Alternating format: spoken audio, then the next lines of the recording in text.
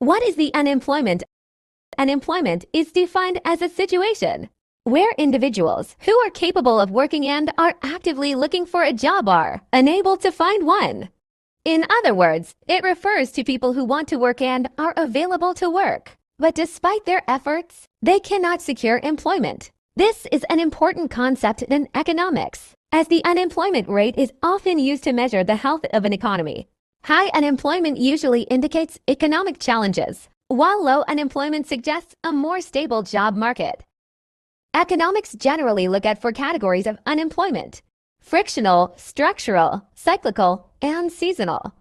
Frictional unemployment refers to unemployed people who are looking for jobs for the first time or switching jobs. For example, a college student might need some time to find the right position after graduating. Take Harriet, for example. Harriet may have graduated from law school 3 months ago, but she had to spend that time interviewing with various law firms to find the one that best suits her needs and interests. Another example might be someone who had to quit their job to take care of someone else. Consider Vince. Vince left his sales job 2 years ago to care for his mother, who has a severe disability, but now he is attempting to return to the workforce.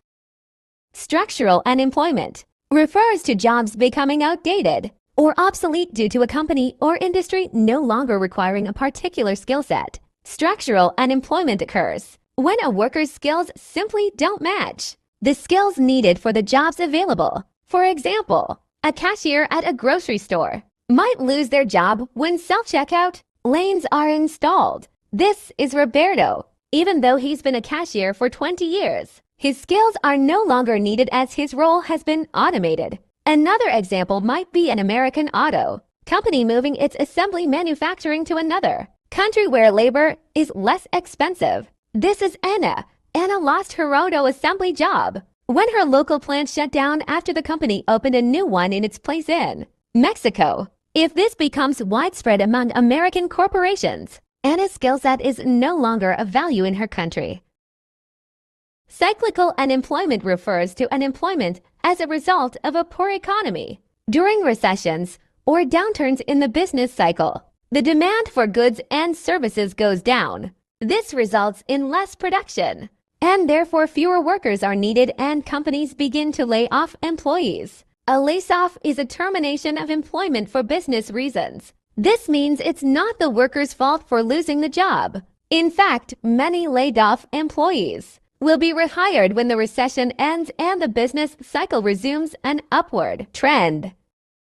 Seasonal unemployment happens when industries slow down or shut down for a particular season or make seasonal shifts in their schedules. Some jobs just aren't applicable all year long. For example, if you mow lawns in Minnesota, you'd have a hard time finding lawns to mow in January.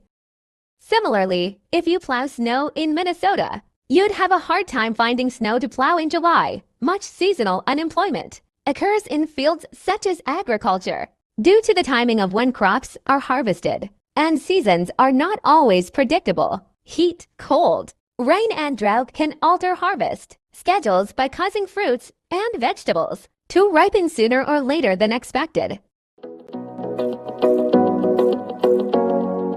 Unemployment at lowest since COVID-19 struck. Malaysia's unemployment rate is at its lowest since the COVID-19 pandemic struck. Malaysia achieved full employment in April, with the unemployment rate hovering under 4%. Since then, while June saw a 0.2% increase in the nation's workforce to 16.57 million people. There were other main economic indicators that were showing encouraging signs, including Malaysia's total trade recording a new high of 270.4 billion Malaysian ringgits in June. The economy was expected to continue growing at the targeted rate of between 5.3% and 6.3%. while the unemployment rate was forecast to drop to 3.4%. Putrajaya had predicted that the consistent decrease in the unemployment rate would be a long-term trend. Malaysia needs to create more high-skilled jobs if it wants to stop the country's potential economic growth from slowing down further. According to Socioeconomic Research Center Executive Director Lee Hengui, Malaysia has a very slow share of high-skilled jobs currently compared to Singapore and other advanced economies. Based on the numbers I tabulated, the share of high-skilled jobs for Malaysia is only 24.7%, 62% are semi-skilled, and 13.1% are low-skilled. This is as of the second quarter of 2021. If you compare that to other countries, their high-skilled jobs percentages over the total labor force are much higher, close to 60%. In the case of Singapore, the share is about 54.7%, Switzerland 51.3%, and the United States 40.2%. That's a long way to go for us to increase the percentage of skilled workforces.